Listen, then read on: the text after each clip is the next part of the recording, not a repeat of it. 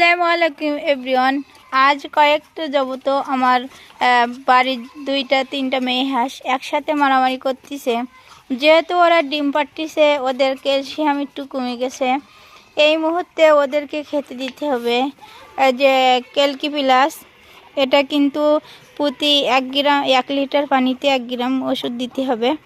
এই ওষুধটা দিলে কিন্তু এই মেডিসিনটা দিলে ওদের কিন্তু ঠোকাঠুকিটা একটু কম হবে। যেহেতু এখানে দুইটা হাঁস ডিম নিয়ে বসে আছে, আর একটা ডিম আমি ও বসতে বসতে উঠে গেছে, ডিমগুলো নষ্ট হয়ে যেতে পারে, যার কারণে আমি আমার বাড়িতে মেশিন ছিল, মেশিনে দিয়ে দিছি।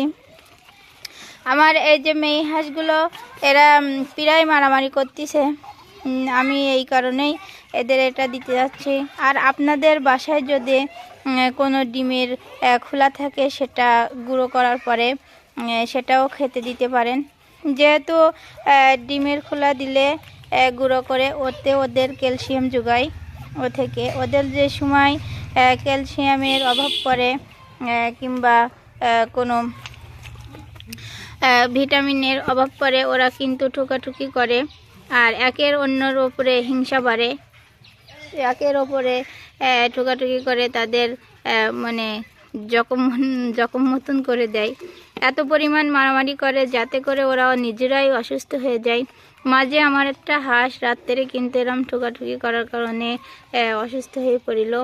আমি তো মানে ভয় পেয়ে গেছিলাম যে আমার হাঁসটার কি হলো, এই ভয়টা আমি পেয়েছিলাম। তারপরে ভাবলাম যে না, ওরা মানে ঠোকাঠুকি করে এরকমটাই হয়েছে। এই জন্য আমি আজ সকালে এখনও খেতে দেইনি, এবারে দিব।